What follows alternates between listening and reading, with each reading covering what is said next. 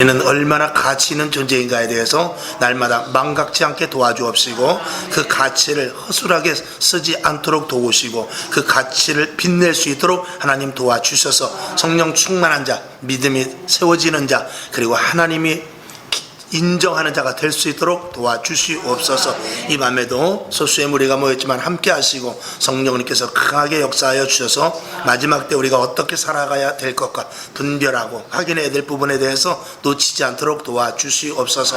한 사람이 1000을, 두 사람이 10,000을 감당할 수 있는 영적인 능력을 허락하여 주옵시고, 마지막 때 수술 때 힘들고 어려운 부분이 분명히 있겠지만 그럼에도 불구하고 하나님께서 약속하신 복이 있는 줄로 아오니 하나님의 축복의 자리에 늘 서 있게 하여 주시옵소서. 우리에게 승리를 주시는 예수님의 이름으로 간절히 기도하며 부족한 종이 서서나이다. 성령님께서 제단의 권세와 능력으로 붙잡아 주옵시고 온전히 입술을 주장하여 주시옵소서. 듣는 자 전하는 자 모두 은혜 받는 시간 되게 하여 주옵소서. 살아계신 예수님의 이름으로 감사하며 기도하옵나이다. 아멘. 할렐루야. 오늘 신명기 8장 1절에서부터 6절까지를 보았습니다. 쭉 한 10절까지 더 봐야 되는데 단락상 제가 끊었습니다. 2절을 보게 되면 내 하나님 여호와께서 이 40년 동안에 너로 광야의 길을 걷게 하신 것을 기억하라. 왜 광야 40년을 걷게 했는가에 대해서 이렇게 쭉 제가 해놓고 밑에 이걸 찔러보죠. 첫째는 2절에 보니까 낮추시려고, 그 다음에 두 번째는 하나님께서 한번 시험을 해보시려고, 그 다음에 세 번째는 마음이 어떠한지 그 심령을 아시기 위해서, 그 다음에 네 번째 2절에 명령을 지키는지 알아보시려고 그랬어요. 그 다음에 다섯 번째로 보면 사람이 떡으로만 사는 것이 아니라 말씀으로 살아야 될 것을 알게 하시기 위해서였어요. 그러므로 명령을 지켜서 행해야 될 것, 그 다음에 그 도를 행하며 하나님을 경외해야 될 것이며, 그리하면 맹세하신, 열조에게 맹세하신 가나안 땅에 들어가게 하실 것이다 라고 이렇게 성경은 말씀을 하고 있습니다. 그런데 우리가 보았을 때, 자, 40년 동안 광야를 걷게 하신 이유 중에서 낮추시려고, 시험하시려고, 마음이 어떤 걸 보시려고, 명령을 지키는지 알아보시려고, 떡으로 사는지 말씀으로 사는지, 또 말씀으로만 살아야 될 것을 알게 하시기 위해서라고 말씀했어요. 근데 여기 가만히 보면은요, 우리가 다 싫어하는 것만 들어있습니다. 좋아하는 것이 아니라 싫어하는 것만 있답니다. 낮추시려고. 누가 낮아지길 원합니까? 높아지길 원하죠. 낮아지는 것은 사람의 속성상 아주 싫어하는 부분입니다. 근데 하나님은 낮추시기 위해서 광야에 집어넣었다는 것입니다. 그 다음에 시험하시려고. 시험, 누가 시험을 좋아합니까? 시험 싫지요. 그러나 하나님께서는 우리를 시험하시기 위해서 광야에 넣었다는 것입니다. 그 다음에 마음이 어떠한지, 내 마음을 누가 컨트롤합니까? 나 역시도 내 마음을 컨트롤하지 못하고 내 마음을 살핀다, 내 마음속에 와서 내 마음을 이끌고 가려는 것, 이게 용납지 않습니다. 나는 내 식대로, 내 방법대로, 내 마음대로 하고 싶어 하지, 왜 내 마음대로 하고 싶은데 그걸 그냥 놔주지 않고 왜 당신이 나를 끌고 가려고 하십니까? 하는 것이 이 사람의 속심입니다. 그렇기 때문에 이 마음을 끌고 가고 마음을 살피는 것은 상당히 기분 나쁜 일일 수 있습니다. 그 다음에 명령을 지키는지, 이것도 어렵죠. 명령을 지키는지 안 지키는지. 누가 명령을 받으려고 하겠어요? 자율적으로 하고 싶어 하죠. 자기 마음대로, 내가 가고 싶은 대로, 좌우, 내가 가고 싶은 대로, 쉬고 싶으면 쉬고, 가고 싶으면 가고, 하고 싶으면 하고 싶지, 누가 어느 그 틀에 박혀서, 그 프로그램대로, 그리고 원칙에 의해서 누가 가기를 원합니까? 더군다나 60년대 50년대도 아니고 지금 이 시대에 누가 그렇게 하겠습니까? 근데 하나님은 그러기 위해서 이스라엘 백성들을 광야에 몰아넣었다는 것입니다. 그 다음에 5절에 보니까 떡으로 사는지 하나님의 말씀만 의지하고 사는지 그걸 보시겠다는 것입니다. 이스라엘 백성들은 무엇으로 살고 싶어 합니까? 떡으로 살고 싶어 합니다. 하나님의 말씀으로 살고 싶어 한다 라고 말은 하지만 속은 그게 아니라는 것입니다. 결과는 어떻게 됐죠? 자, 다시 2절로 와서 내 하나님 여호와께서 이 40년 동안에 너로 광야의 길을 걷게 하신 것을 기억하라. 무엇을 기억하라고요? 40년 동안 걷게 하신 것을.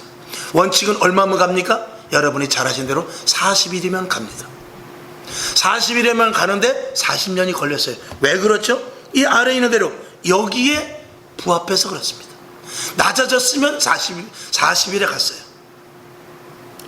시험에 통과됐으면 40일에 갔단 말입니다. 마음이 어떠한지 했을 때 그 마음이 하나님과 합한 자가 되었으면 40일에 갔지요. 명령을 지켰으면 40일에 갔단 말입니다. 하나님의 말씀대로 살기로 작정했으면 40일에 갈 수 있는 길이에요. 근데 이대로 하지 않았기 때문에 40일 걸릴 것을 40년 걸리겠습니다. 그래서 사도 바울은 이걸 안 거예요. 사도 바울은 이걸 알기 때문에 자기가 가진 모든 지식과 경험과 자기가 알고 있는 모든 것들을 배설물과 같이 버리고 오직 하나님께서 명령하고 하나님께서 인도하시는 대로만 가기로 작정한 자, 오직 고상한 예수 그리스도를 아는 지식, 그것만 가지고 가겠다는 것입니다. 그러니까 오늘 가라면 가고, 오늘 쓰라면 쓰고, 오늘 엎드리라면 엎드리고, 오늘 10발짝 가라면 가는 것입니다. 그렇게 갔을 때 사도 바울은 어디까지 가느냐? 로마에까지 가게 된 겁니다. 오늘도 저와 여러분, 하나님께서 우리를 부르셔서 합당한 자리가 날마다 있어요. 2000년도에는 어느 자리, 2010년도에는 어느 자리, 2020년도에는 어느 자리, 내년에는 어느 자리가 있습니다. 하나님께서 나름대로 계획하신 자리가 있어요. 근데 거기까지 가는 사람이 있고 못 가는 사람이 있습니다. 모세와 여호수아는 하나님께서 원하는 자리 나름대로 가서 맨바타치를 잘했어요. 제가 항상 이런 성경 말씀을 볼 때마다 제가 걸리는 것은, 하나님, 제가 벌써 목회를 10여 년 이상을 했는데 하나님이 원하는 자리까지 내가 가지 못했을까? 그게 참 안타깝습니다. 항상 그것이거든요. 정말 내가 좀 더 열심히 하고 조금 더 하나님의 말씀, 또 내 고집과 내 자아와 내 생각을 버렸더라면 조금 더 가지 않았을까 하는 그런 생각을 하면서 하나님 용서하시고, 지금부터라도 때로는 하나님 강권적인 역사로라도 하나님 붙잡아 주셔서 언제든지 하나님이 원하는 자리까지, 그 학습이 심화 학습이 된다 할지라도 하나님 통과할 수 있게 하실 줄로 믿사오니 하나님이 이끌어 주시옵소서. 이제는 그런 기도가 나오는 것이죠. 예전에는 하나님 강권적인 역사로 나를 붙잡아 주시옵소서, 그 기도를 전혀 안 했습니다. 여러분, 강권적인 게 우리가 말로는 쉽게 하지만 강권적인 게 무서운 것입니다. 강권적으로 하면 다리가 부러질 수 있어요. 강권적으로 하면 큰 병이 걸릴 수도 있습니다. 강권적이 아니라 내가 순종해서 가야 되거든요. 근데 이 육신이 따라가질 않습니다. 이 육신이 꾀를 부리고요, 내가 나를 속여가면서 간단 말입니다. 그러니 어떻게 하면 좋아요? 그러니까 이제는 안 되겠으니까 하나님 강권적인 역사로 붙잡아서 가주시옵소서, 이렇게 기도할 수밖에 없는 것이죠. 두렵지요. 여러분, 교회를 나오면서 신앙생활 하는 데 있어서 오늘 이 말씀이 우리들에게 그대로 주요되어서 저와 여러분은 하나님이 원하는 자리, 하나님이 원하는 곳까지 코스대로 다 잘 가실 수 있기를 주님의 이름으로 축원을 드립니다. 그래서 광야를 이제 교회라고 그래요. 우리가 예수를 믿어 이스라엘 백성들이 구원을 해서 홍해를 건너서 광야에 온 것과 마찬가지로 세상에서 교회까지 오기에 보이지 않는 강을 넘어서, 그것을 침례라고 그래요. 세례라는 강을 건너서 교회로 오게 되는 거예요. 교회에 와서 하나님의 말씀을 듣는데 어떻게 듣느냐? 광야에서와 같이 듣는 거예요. 하나님의 말씀, 이제는 떡으로 살았지만 떡으로 살지 말아라. 이제는 네가 높임을 받으려고 했지만 낮아져라. 이제는 내가 시험하는 것을 잘 그대로 시험을 잘 치어라. 내가 명령하는 대로 잘 살아라. 이렇게 계속 말씀을 하고 있으면서 그 길로 갈 때는 40일이면 간다 이것입니다. 그러나 그렇지 않았을 때는 40년이 걸려도 매일 그 자리, 맨날 만년 그 자리, 믿음도 자라지 않고 신앙도 자라지 않고 항상 교회 안에서 똑같이 먼저 된 자가 나중 될 수도 있고 나중 된 자가 먼저 될 수도 있는 그런 위치 속에서 항상 뒤로 처지는 일이 생길 수 있다는 것이죠. 여러분, 우리가 신앙생활 하다 보면 어떤 사람은 정말 뒤늦게 신앙생활 하는데 아주 열심히 하시는 분들이 있습니다.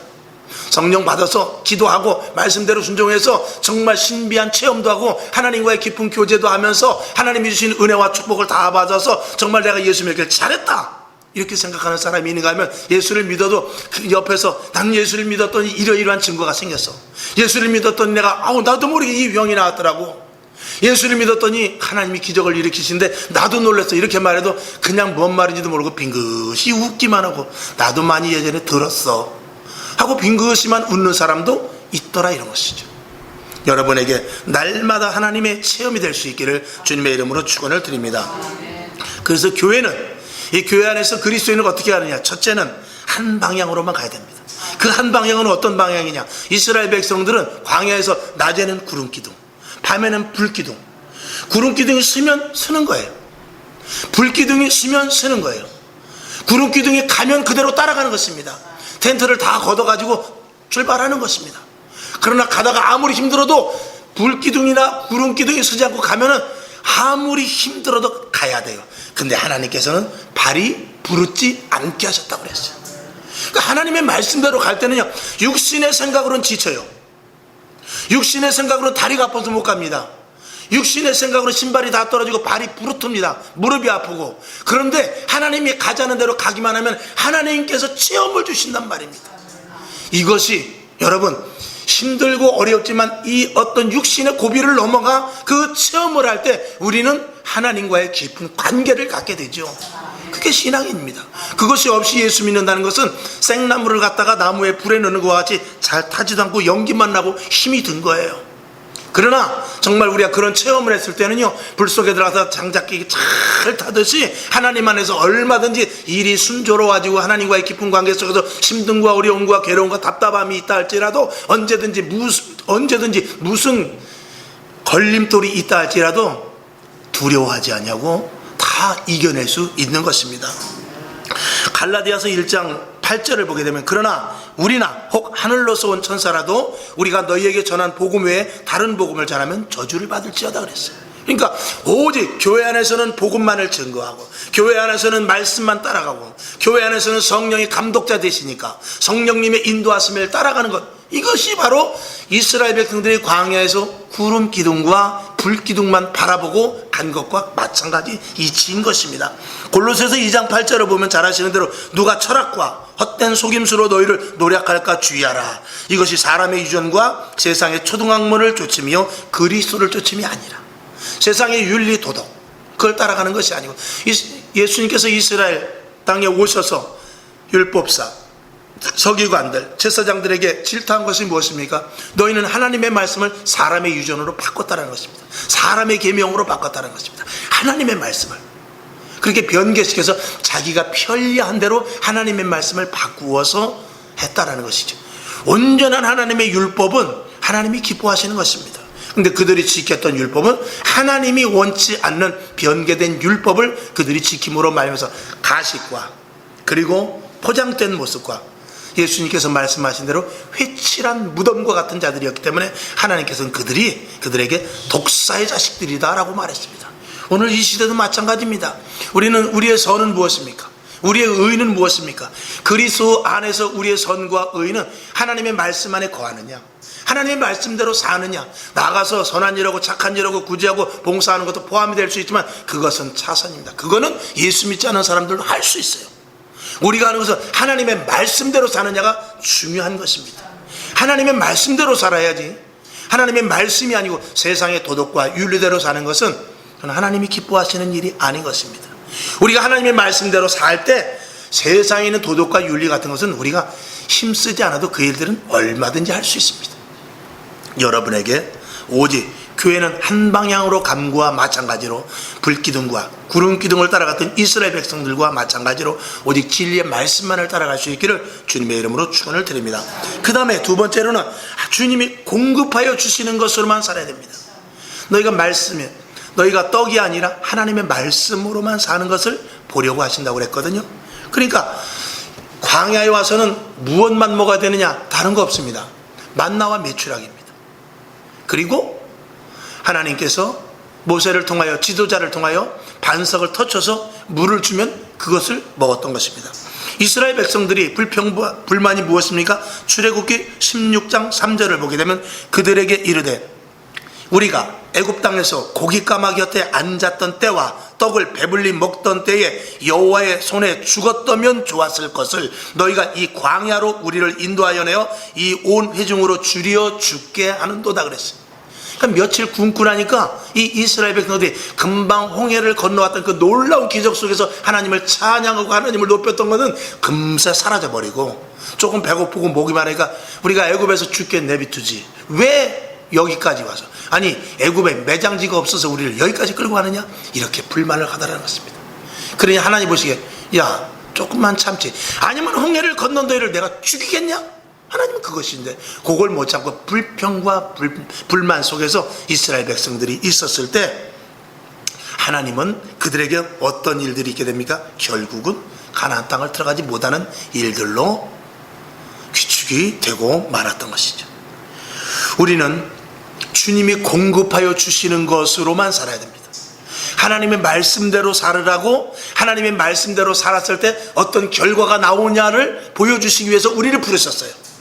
그 세상 사람들한테 왜 이 비의 교회를 가는가, 왜 주일날 지금 집에서 늦게까지 쉬지 왜 교회를 가는가 라고 세상 사람들은 의아하게 생각하지만, 그러니까 우리가 중요한 것은 우리가 형식적으로 나와서 예배드리고 1시간 때우고 피곤한 데 와서 그저 꾸벅꾸벅 졸면서 예배드리고 가서 아이고 오늘 하루 예배드렸다고 집에 가서 자는 것이 아니라, 우리가 예배 시간에 가서 하나님 말씀을 집중하여 듣고 성경 말씀을 또 내 속에 되새기면서 계속해서 그 말씀을 묵상하면서 하나님 말씀대로 될 줄로 믿습니다. 성령님 나를 도와주실 줄로 믿습니다. 하나님 이 말씀이 내 말씀이 되게 해 주시옵소서. 그리고 붙잡고 기도해서 그 결과가 나타나는 것을 세상 사람들에게 보여주지 않으면 우리는 세상 사람들에게 뭐하러 교회 다녀? 아니 좀 쉬지, 오늘같이 비 오는 날 정신 나갔구만, 이 소리를 듣는 것입니다. 그래 난 정신 나갔다. 그러나 앞으로 일어날 일들을 보라 라고 보여줄 수 있는 근거를 여러분들이 만드시기를 바랍니다. 그 근거를 만드는 것이 집중이죠. 말씀대로 사는 것이고, 생명을 걸고 예수 그리스도께서 십자가에 못 박혀 생명을 대신해서 우리를 사셨으니 우리도 생명을 담보로 해서 믿음을 가져야 될 거 아니냐 이거죠. 그렇게 해서 우리가 진심으로 오직 집중하여 한 곳만 따라가야 됩니다. 지금 이 시대는 하나님을 오직 하나님만, 그런 시대가 아닙니다. 포스트 모더니즘이라고 해서 자유분방한 시대고, 그리고 지금은 합리화, 논리화, 그리고 개별의 그 어떤 개인 프라이버시가 중요한 때이기 때문에 이렇게 어떤 하나의 그 어떤 것으로 응고시켜서 이것이 옳다라고 하는 그런 시대에 살진 않습니다. 그래서 지금은 다 옳기도 하고 다 그러기도 하고 답이 없는 시대를 살고 있습니다. 우리가 X시대, 뭐 Y시대, 그 다음에 지금 시대는 뭐 Z시대라고 그래요. 그래서 제 나이 그 밑으로 해서 이제 뭐 한 60년생, 70년생까지 이렇게까지는 이제 X세대라고 이렇게 보통 말하고, Y세대라면 이제 80년대에서 90년대, 그리고 Z세대가 90년대 후반에서부터 지금 한 20대까지 이렇게 Z세대라고 그러는데, 이 세대가 점점 지나갈수록 의존도가 어떻게 되느냐, 이 어떤 수직적인 관계에서 자꾸 수평적인 관계로 가게 됩니다. 그래서 지난 주일 저녁인가도 한번 말씀을 드렸습니다만, 지금 시대는 30대 40대 이제 20대는 더합니다. 이 의존도가 굉장히 많이 자기 혼자 스스로 하지 못하는 시대가 옵니다. 분명히 부모에게 너는 무엇이든지 할 수 있어, 너는 아무 것이라도 할 수 있어, 너는 걱정하지 마, 엄마가 도와줄게, 아빠가 도와줄게, 무엇이든 네가 하고 싶은 것 해, 그렇게 말을 하지만 실질적으로 그들이 할 수 있는 것은 하나도 없습니다. 자, 30살, 40살 요즘 아이들을 키우는데 어떻게 키우죠? 아유, 몇 달부터 이유식을 먹여야 될까? 유치원은 어디를 보내야 되지? 우리 학구는 어딘가? 이런 것들에 대한 것을 모조리 어디에 의존하느냐? 다 네이버에 의존합니다. 그럼 네이버 탁탁탁탁 쳐가지고, 6달까지는 어머니의 젖이 모유가 농도가 몇 프로가 되고 6개월이 지나면 농도가 흐려져서 먹여도 소용이 없구나, 이런 것들이 나와요. 그리고 그런 것들을 보고 거기에 맞춰서 키우게 됩니다. 지금은 김치를 하나 담궈도 다 레시피가 어디 있냐, 네이버에 다 있어요. 유튜브에 다 있고, 그걸 보고 이렇게 다 하면 됩니다. 그리고 어디를 놀러 가도 다 검색해서 다니지 내가 찾아서 다니진 않습니다. 이제 보통 50대 60대 넘어서, 저도 이제 운전을 많이 했습니다만, 전국 뭐 안 가본 데 없이 다 갔습니다만, 예전에는 어딜 갈 때 무엇 가지고 가냐, 예전에는 보험을 들면, 자동차 보험을 들면 반드시 지도를 줬어요. 지도. 그러면 그 지도가 전국 지도 그 최신판으로 딱 주면 그걸 보고 여기서부터 찾아가는 거예요. 이정표 보고. 지금은 그렇지 않습니다. 내비게이션. 예전에는 내비게이션으로 갔지만 지금은 내비게이션으로 간단 말입니다. 이 뇌에서 뇌로 바뀌었어요. 그렇게 지금 이 바뀐 시대 속에서 어떤 것들에 의존하지 않으면 안 되는 시대로 점점 바꿔가는데, 그것이 X, Y, Z로 가면서 계속해서 의존 시대로 가게 됩니다. 지금 젊은이들은 똑똑한 것 같지만은요, 자기가 할 수 있는 거 하나도 없습니다. 자기가 아무것도 못해요. 그리고 자기가 알아봤자 검색만 하면은 다 똑같이 평준화될 정도로 다 알아요. 박사학위 2개 가진 사람이나 초등학교에서 한글만 하는 사람이나 네이버 검색하면 어떤 답이 나오죠? 똑같은 답이 나옵니다. 그 똑같은 답을 가지고 그냥 사는 시대이기 때문에 거기에 명령에 의해서 살아가는 시대가 지금 점점 아이들의 시대입니다. 그런 시대 속에서 누구를 의존하냐? 이제는 네이버를 의존하고 유튜브를 의존하다가 이제 이것이 질리게 돼서 Z세대쯤 와가지고는 거기서 한 걸음 더 나가가지고 그것은 그대로 받아들이면서 어디로 들어가냐? 사이버 공간으로 들어가 버려요. 사이버 공간으로 들어가서 그 안에서 자기만의 세계, 그동안은 의존했던 것, 그동안 네이버를 따라가고 그동안 유튜브를 따라갔던 이런 거기에서 불만과 표출이 있었던 것을 어디에다 해소하느냐? 사이버 공간에 들어가서 나 대신 거기다 집어넣고 거기서 공격적인 행태를 취하면서 거기서 자기가 할 일을 다 해버리게 됩니다. 그러니까 나는 있지만 이제 내가 아닌 그런 시대에 살고 있는 것입니다. Z세대다면 무엇입니까? Z세대다면 어떤 분은 뭐 끝이지 뭐 이젠 종말이지, 다시 A세대로 갈 수 있습니다. 그러나 만일 Z세대에서 A를 다시 알파시대라고 그래요. 알파시대로 갈 때는 그때는 엄청난 또 다른 큰 변혁이 일어날 수 있다라고 전문가들은 이해를 하고 있습니다. 자, 그럼 무엇이 중요하냐? 우리가 세대가 바뀔수록 점점 하나님에 대한 의존도가 떨어진다는 게 문제입니다. 과학이, 의학이, 그리고 이 사이버 공간, 그리고 지식에 대하여서 얼마든지 내가 살아갈 수 있는, 내가 얼마든지 거기에 대해 취할 수 있는 것들이 있기 때문에 하나님이 없어도 살 수 있는 시대가 점점 도래하게 됐고 지금 도래되어 있단 말입니다. 여러분, 왜 교회를 다니는 사람이 왜 교회를 안 다니죠? 하나님 믿지 않아도 살 수 있기 때문에 안 나오는 거예요. 내가 예수 안 믿으면 죽는다라고 하면 왜 안 나오겠어요? 나 예수 안 믿으면 큰일 나, 난 교회 안 다니면 살 가치도 없고 사는 의미도 없어 라고 그런다면 왜 교회를 안 나오겠습니까? 그러니까 교회를 안 나와도 내가 살 수 있기 때문에 안 나오는 거죠. 두 번째는 하나의 액세서리, 종교로 내가 살아가는 데서 문화생활의 일부분으로 하고 있다가 내가 급할 때는 교회보다 다른 것, 그리고 조금 여유 있을 때는 교회 가고, 즉 신앙생활하고, 그리고 정말 신앙생활보다도 자기 개인의 생각 속에서 더 귀중한 것이 있을 때는 잠시 신앙은 뒤로 밀어놓고, 이거 둘 중에 하나입니다. 그러니까 이런 시대를 우리가 살아가면서 하나님과 점점 멀어지는 시대를 우리가 가게 마련입니다. 그래서 우리 시대와 지금 젊은이들 시대는 전혀 차원들입니다. 옛날에 한 세대 이 차이가 아니라 지금 그 갭이 굉장히 크고 전혀 차원이 다른 부분이기 때문에 옛날에는 할아버지하고 손주하고 이거 쯧쯧쯧 하면 끝냈지만 지금은 전혀 말이 되지를 않습니다. 완전히 다른 차원의 시대를 살고 있습니다. 우리는 책을 보면서 생각하고, 그리고 뭐 할 일 있으면 노트에다 적지, 만약에 노트에다 적지 않으면 하다못해 스마트폰에다라도 메모를 하고 그러지만 지금 젊은 세대들은 그렇지 않습니다. 책이 아니라 영상으로 생각하고, 그리고 머릿속으로 계산을 하고, 그리고 또 다른 저장 공간이 나름대로 다 있습니다. 그래서 우리 세대와는 전혀 생각하는 것과 거기서 이제 무엇이 나타나냐? 책, 글자 시대의 사람, 아날로그 시대 사람들은 깊이가 있죠. 생각도 깊습니다. 결정하는 데도 있어서도 신중합니다. 근데 지금 시대는 그렇지 않습니다. 이 신문과 이 스마트폰의 뉴스 차이가 무엇입니까? 신문은 사설이라는 것이 있고 헤드라인이 있지만 그 안에 내용을 보면서 아, 이게 이런 일이구나. 예를 들어서 헤드라인에는 큼지막하게 났어도 그거는 하나의 유인이고 그 밑에 내용을 보면 아, 이게 이런 뜻이구나 라고 하는 부분들이 신문을 통해서는 우리가 많이 이렇게 습득을 할 수 있지만, 이 스마트폰은 누가 클릭해서 여기에서 깊은 데까지, 그 사설까지 다 읽어보는 그런 젊은이들은 거의 없습니다. 영상도 저와 여러분, 저는 이제 이 카톡을 많이 보내는 사람입니다. 이 보내는데 영상이 아무리 길어도 3분 넘어가면 절대 보지 않습니다. 제일 좋은 건 1분짜리, 더 짧으면 더 좋아요. 물론 흥미를 유발해서 계속해서 끝까지 보는 그런 것들이 있으면 좋겠습니다만, 대체적으로 딱 다운받아 봤을 때 길다 하면 일단 젖혀놓고 다음에 봅니다. 그리고 1분, 3분 미만 것은 아무리 바빠도 잠깐 보지요.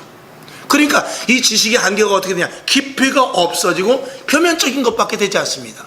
그러니까 결정을 하는 데서 헤드라인만 딱 보고 이놈 나쁜 놈이네, 이거 괜찮네, 그리고 딱 그 자리에서 결정을 해버리게 많은 것입니다. 왜? 나는 이것을 믿기 때문에 그런 거죠.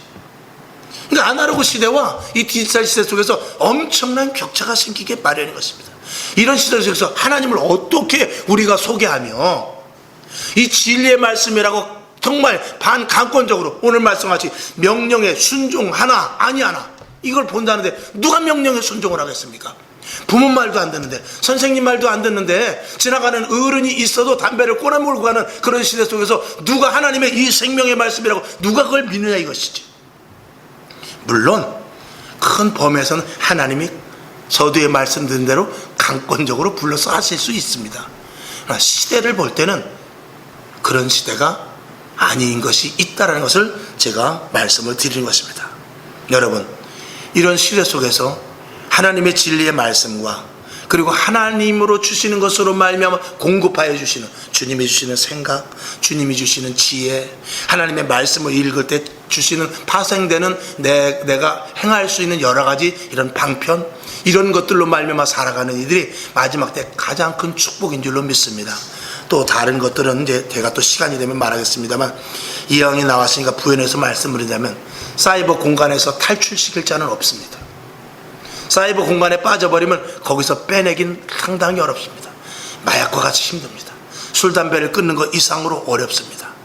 그 사이버 공간은 이런 눈에 보이는 공간이 아니고 그 은밀한 공간 속에서 얼마든지 무슨 일이든지 할 수 있는 그 사이버 공간에서 이 구출해내고 거기서 이 현실로 와서 예수를 믿는 데까지 오는 역으로 거꾸로 와서 완전히 반대되는 생활이나 비슷한데 거기까지 오기는 엄청 어렵습니다. 그러나 할 수 있는 것이 한 가지가 있으니 바로 성령 받아야 됩니다. 성령은 무엇이죠? 우리의 영혼의 두드림입니다. 우리의 영혼의, 우리 육신의 눈으로 보는 것이 아니라 또 다른 사이버는 아니지만 또 다른 하나님과의 보이지 않는 공간에서의 삶이에요. 그러니까 그 사이버 공간과 같이 그렇게 정말 악한 것들이 난무하고 세속적이고 세상 사람들과의 관계 속에 든 그 사이버 공간을 대응할 수 있는 것은 영적인 세계로의 진입밖에 없습니다. 그거 외에는 절대로 끄집어낼 수가 없습니다. 그러니까 마지막 때는 하나님께서 성령을 물붓듯이 부어줄 수밖에 없는 것입니다. 그리고 성령을 받기를 애써야 되는데 지금 이 시대에 점점 누가 성령을 받습니까? 하늘 휴가가 됐다고 기도원을 갑니까? 휴가라고 한 3일 금식을 합니까? 휴가가 됐다고 해서 성경을 일독을 합니까? 휴가가 됐다고 해서 작정을 해서 기도를 합니까? 예전에는 새해가 딱 들으면 올해는 성경 통독을 해야지, 그런 나름대로 다짐을 한 사람들이 그래도 성도 중에 80% 이상은 됐어요. 그래서 그렇게 하려고 해서 3일을 읽고 말더라도 그렇게 했단 말입니다. 근데 지금은 아예 그 자체도 없지요. 저희 교회는 첫날 하루 금식해서 전 교인이 금식을 합니다만, 목회자들끼리도 만나면 그런 부분이 있어요. 지금 뭘 시대에 그런 것까지 이렇게 강요를 하고, 교회는 평안을 주는 것이지, 지금 교회는 오면 마음을 편안하게 하지 왜 이렇게 몰아쳐? 그렇게 말씀하시는 선배 목사님도 있습니다. 그러나 여러분, 전쟁 나는데 쉴 수 있습니까? 그거는 평안할 때 얘기죠. 이렇게 힘들고 마지막 때 다가오는데 우리가 오늘 수학 곡식이 다 익어서 쓰러져 넘어가는데 내일 비가 온다고 그러는데 오늘 나가서 그 낫지를 해야지, 오늘 내일 하기로 했으니까 내일 하자, 이렇게 버팅길 수 있습니까? 내일 하기로 작정을 했다 할지라도 내일 비가 온다면 오늘 나가서 걷어야지. 그것과 마찬가지로 마지막 때 우리는 정신 똑바로 차리고 서둘러서 좀 고되다 할지라도 훈련된 그리스도인들이 돼야 될 것입니다. 그러니까 손 하나 까딱하지 않고 모든 일들을 해버렸다니까 영적인 부분에서도 굉장히 사람들이 약해진 거예요. 그러니까 교회 다니는 사람들이 착하기는 한데 근성이 없습니다. 그냥 하나님이 어떻게 해주시겠지, 죽으면 천국 가는 거지 이렇게 그냥 나약한 소리를 해버립니다. 영적으로 싸워서 이겨야 되거든요. 하나님께서는 이스라엘 백성들을 이 광야에서 40년 동안 단련시킨 것은 가나안 땅에 들어가서 그 6 부족을 비롯해서 그 외 여타 부족들과 싸움을 하기 위해서요. 싸움을 해서 쟁취하기 위해서입니다. 그냥 거기를 모조리 토벌시켜버리고 평지로 만들어 놓고 들어가게 한 것이 아니라 가서 전투를. 왜 전투를 해야 되죠? 그들의 하나님의 자녀로서의 권세와 능력이 얼마만큼 있는가 하나님이 봐야 될 거 아니에요. 그릇이 돼야 복을 줄 것이 아닙니까? 그래서 주님이 공급하여 주시는 것으로 여러분들이 살아가기가 매우 힘든 시대를 살아가고 있으며 젊은이들은 더 그렇습니다만, 그럼에도 불구하고 하나님의 말씀을 붙잡고 성령의 체험을 한다면 분명히 갈 수 있다라고 말씀을 드립니다. 그 다음에 교회 안에서는 하나가 돼야 됩니다. 이 분열은 안 됩니다. 절대 분열은 안 됩니다. 이 손과 발이, 제가 항상 예화로 말씀드립니다만, 자, 이 손이 음식을 먹는데 가만히 보니까 이 손이 수고만 하지, 입안에서 혀가 맛있다 맛있네 음식을 씹어가면서 아유 이건 진짜 내 취향이네 막 이러니까 이 손이 음식을 옮기다 말고 손이 열이 받았어요. 나 오늘부터 일 안 해. 데모. 손이 안 해. 그러니까 입이 먹으려니까 야 손아 먹을 것 좀 갖고 와. 아 싫어. 나는 안 할 거야. 손이 안 했어. 그러니까 입이 막 약올라 죽을라 그러니까 손이 기뻤어요. 그렇지. 내가 안 주니까 기분 좋지. 그래. 그동안 내가 얼마나 수고했는지 알아? 그랬는데 하루 지났는데 입이 심심한 것과 더불어서 이상하게 손에서 기운이 빠지기 시작하는 거야. 이틀이 지나고 나니까 손이 나 왜 이렇게 기운이 없지? 나 손을 들 수가 없어. 왜 그렇죠? 손이 수고를 안 했기 때문에 결국은 누구에게 타격이 온 거죠? 결국은 손에게 타격이 오는 것입니다. 그러니까 이 손이 음식을 들어서 내 입에다 넣어서 입도 좋고 괜히 발은 지가 혼자 뛰어다니면서 내가 주는 것으로 발이 힘을 쓰네. 내가 공급해 주는 것으로 심장이 뛰네. 이렇게 말했지만 결국은 그 일을 안 했을 때 누가 죽느냐? 내가 죽더란 말이죠. 그러니까 교회 안에서는 맡은 바 직분, 자기가 할 수 있는 달란트적인 것, 자기 눈에 보이는 것, 이건 내가 할 일이에요. 그 일을 할 때 누가 살죠? 내가 사는 거예요. 그 교회 안에서 그것이 하나가 되는 것입니다. 어떤 사람은 헌신하는데 청소를 합니다. 어떤 사람은 또 뭐 주방 여러 가지 많은 이런 것들을 교회에 대해서 각 분야별로 탤런트가 있잖아요. 찬양대를 한다든지 교사를 한다든지 주의 종이라면 또 말씀을 증거하는 데서 최선을 다한다든지 이런 부분에 대해서 아유 성도들은 좋겠다. 나도 일했으면 좋겠는데 이거 매일 이거 말씀 준비하는 거 힘들어 죽겠는데 그러면은 누가 죽냐? 내가 죽는 거예요.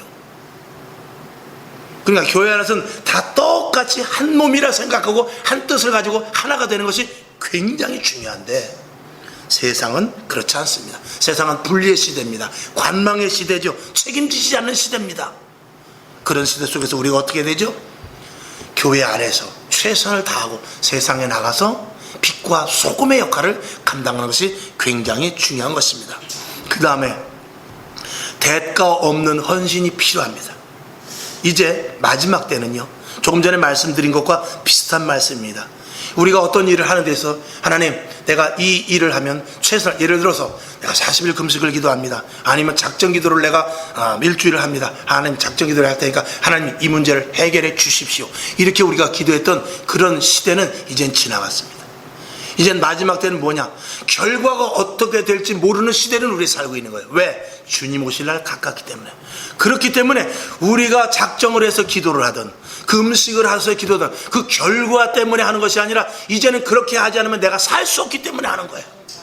그게 마지막 때 우리가 해야 될 몸부림인 것입니다. 자, 군인이 훈련을 받습니다. 그래서 훈련을 열심히 하면 표창장도 줘요. 사격을 잘하면 잘했다고 또 이렇게 훈장도 달아줍니다. 근데 전쟁에 나가서는 훈장이 없어서 총 안 쏠래. 그럴 수가 없는 거예요. 아, 나에게 상급이 없네. 아우, 저 군인이 막 쳐들어 나 총 안 쏠래. 그럴 수가 없는 거예요. 그때는 상급이 문제가 아니고 훈장이 문제가 아니라 내가 살기 위해서 있는 총알을 아낌없이 쏴서 한 명이라도 죽여야 돼요. 그게 내가 사는 것이에요. 다음은 생각할 일이 아닌 것입니다. 지금 마지막 시대를 살아가는 저와 여러분이 그 자세를 가지고 교회 안에서 헌신과 봉사를 해야 돼요. 하나님 나 이렇게 했는데 왜 그렇죠? 그거는 옛날에 평안할 때지. 지금 마지막 때를 시대에 우리가 살아가는 데 있어서 아낌없이 내가 최선을 해서 오늘 주어진 1시간이면 1시간 죽을 각오로 헌신하는 것입니다. 오늘 이 예배가 마지막 예배라고 생각하고 오늘 드리는 거예요. 이번 주간이 마지막 주간이라고 생각하고 사는 것입니다.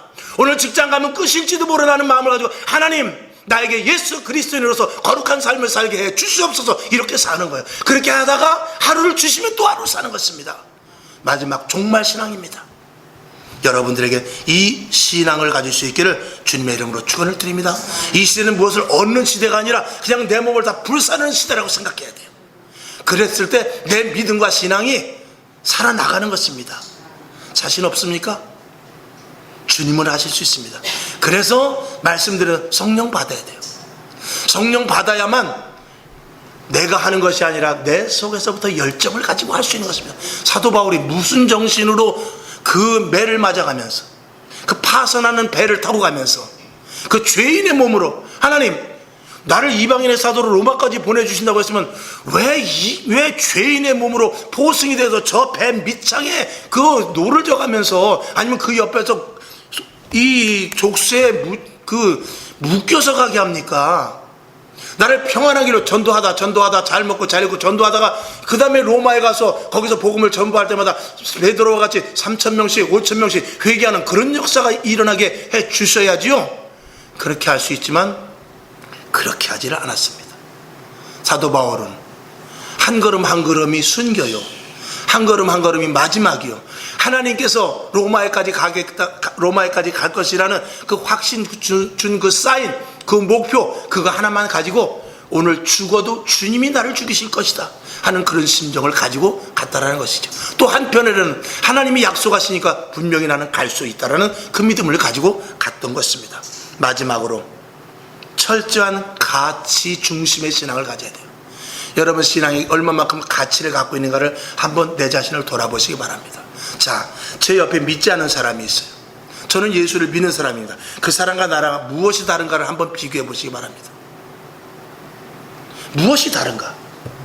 내가 예수를 믿음으로 말하면서 저 사람보다 내가 하나님께 얻은 것이 무엇인가? 그리고 저 사람과 나와에 봤을 때 정말 세상 사람들이 볼 때 내가 더 가치 있는 사람으로 보는가?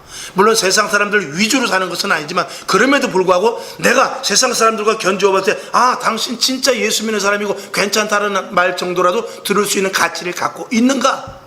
이거를 우리가 분명히 볼 수 있어야 되는 것입니다. 그런 가치가 없어지니까 너희는 세상의 소금인데, 소금이 맛을 잃으면 어떻게 됩니까? 길가에 버려진다고 그랬어요. 버려지는 것뿐만 아니라 사람이 어떻게 해요? 밟고 다니죠. 제가 한 1000번도 더 말씀드렸을 것입니다. 지금 교회가 어떻습니까? 성도가 어떻죠? 다 지금 밟혀 있어요. 왜 못 일어납니까? 가치가 없으니까 못 일어나는 것이에요. 그 가치는 무엇입니까? 하나님이 가치가 없는 분이 아닙니다.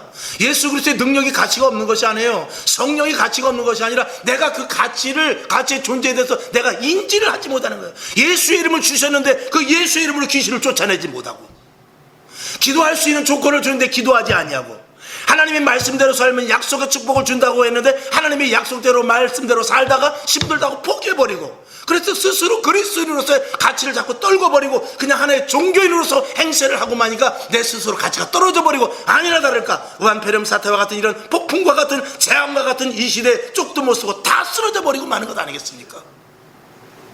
스스로 가치를 갖추지 못했기 때문에. 여러분, 외형적으로는요 교회 권사예요, 외형적으로는 장로예요, 외형적으로는 목사입니다. 내면에 여러분 내공이라는 거 있잖아요. 내공이 강해야 되는데 지금 그리스도인들이요 외형은 그럴듯합니다.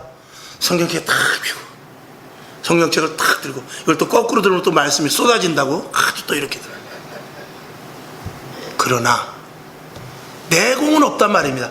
정말 위기에서 하나님을 찾는가? 작은 일에도 하나님과 의논을 하는가?